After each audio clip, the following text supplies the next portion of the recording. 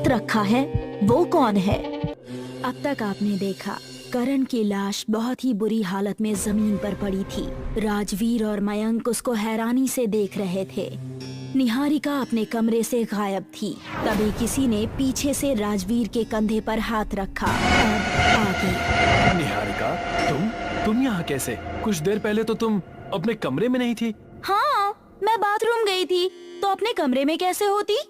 ये लाश किसकी है? ये करण था, मेरे साथ आया वन रक्षक। ये उस जगह मुझसे बिछड़ गया था जहाँ तुम मुझे मिली थी, लेकिन इसकी अचानक मौत कैसे हो गई और इसकी लाश यहाँ कैसे पहुँची?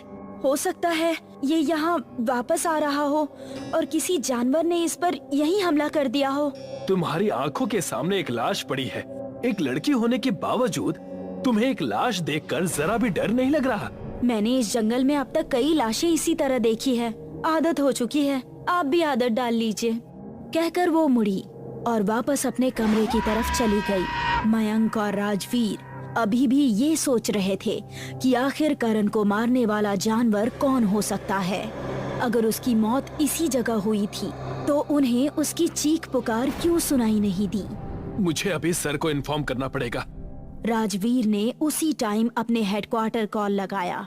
सर, मैं राजीव बोल रहा हूँ। बोलो राजवीर, क्या बात है? सर, वन रक्षक करण मारा गया, बहुत ही बुरे तरीके से। क्या? करण मारा गया? लेकिन कैसे? सुनकर राजीव ने उसको सब कुछ बता दिया। ठीक है, मैं अभी मदद भेजता हूँ। शिंदे, तुम अभी के अभी राजगढ़ पहुँचो। लेकिन सर, मेरा जाना वहाँ जरूरी है क्या? मैंने पहले भी कई बार नोटिस किया है कि तुम हमेशा राजगढ़ जाने के नाम पर डर जाते हो। क्या तुम एक फॉरेस्ट ऑफिसर होकर जंगल जाने से डरते हो? सर, मैं जानवरों से नहीं डरता, लेकिन उस जंगल में भूत प्रेतों का वास है। चुप हो जाओ, तुम वहाँ जा रहे हो और ये मेरा ऑर्डर है। ये सुनकर शिंदे ना चाहते हुए भी अपने साथ एक वन रक्षक रवि और एम्बुलेंस लिए जंगल पहुंच गया। कितनी खतरनाक मौत हुई है इसकी। तुम यहाँ पर रुके ही क्यों थे? सर, मेरी ड्यूटी लगी है यहाँ। अगर मैं यहाँ नहीं ठहरूंगा तो और कहाँ ठहरूंगा? लेकिन रात में यहाँ रुकना सही नहीं है। मैंने तुम्हें यहाँ आने से पहले ही समझाया था। क्या हुआ? आप लोग इतना शोर क्यों कर रहे हैं? तभी पीछे से एक आवाज आई और सभी ने मुड़कर उसकी तरफ देखा। निहारिका को देखकर शिंदे के चेहरे का रंग उड़ गया। ऐसा लगा जैसे कि उसको बहुत ही गहरा झटका लगा हो। तुम? ये निहारिका है, क्या आप इसको जानते हैं? सुनकर शिंदे ने एक लंबी सांस भरी और बोला, नहीं, मुझे लगा था मैंने देखा है, बट। कहकर उसने अपने साथ आए वन रक्षक रवि से कहा, चलो अंदर चलते हैं। हम सुबह होते ही यहाँ से निकलेंगे। ये कहकर वो चौकी के अंदर चला गया। राजवीर को उसका ये बर्ताव काफी अजीब लग रहा था और निहारिका के बारे में भी उसको अजीब तरह के ख्याल आ रहे थे। यार, अब चलकर सोते हैं यार, अब मुझे बहुत तेज नींद आ रही है। ये सुनकर राजवीर मयंक के साथ फिर से उसी कमरे में चला गया। वो बिस्तर पर लेट तो गया, लेकिन अभी भी उसकी नींद बहुत कच्ची थी। कुछ देर बाद उसको कोई शोर सुनाई दिया। वो दबे पांव बिस्तर से उठा और कमरे से बाहर निकला। उसने देखा कि शिंदे रवि के साथ खड़ा निहारिका के कमरे में ताका झाकी कर रहा है। फिर वो दोनों बाहर की तरफ जाने लगे। अब राजवीर भी उनका पीछा करने लगा और फिर दोनों एक साथ आगे बढ़ गए। राजवीर भी उनका पीछा करता रहा। आखिरकार एक पेड़ के पास जाकर वो दोनों रुक गए। यहाँ खुदाई शुरू करो।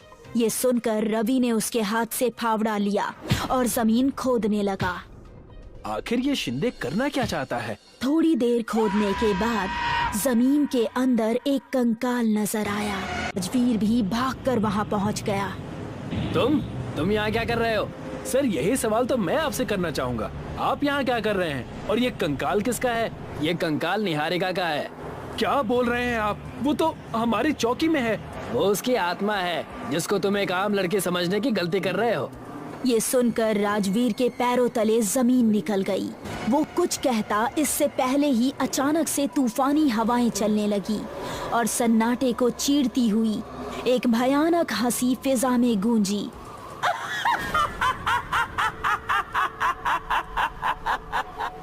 तो सामने निहारिका खड़ी हुई थी। निहारिका, तुम यहाँ?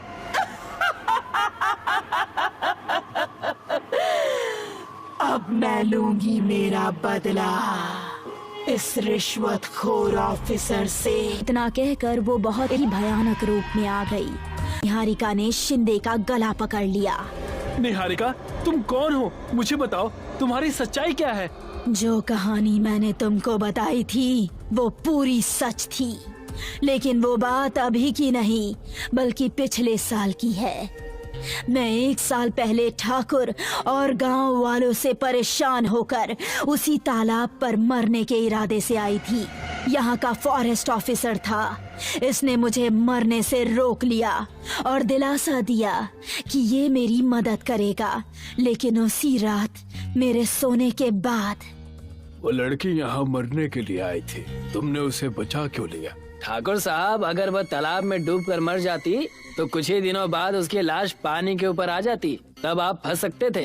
अब हम मिलकर उसको खत्म करेंगे और उसकी लाश को जमीन में दफन कर देंगे। ये बातें मैंने सुन ली थी। मैं चौकी से उसी टाइम भाग गई, लेकिन इन दोनों ने मेरा पीछा किया और फिर दोनों ने मिलकर मुझे खत्म कर दिया। तब से ये जंगल मेरी आत्मा से शापित हो गया। मैंने ठाकुर को तो उसी रात मार दिया।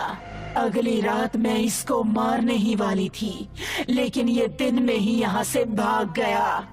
तब से अब तक मैं इसका इंतजार कर रही थी। राजगढ़ हमेशा शापित रहेगा।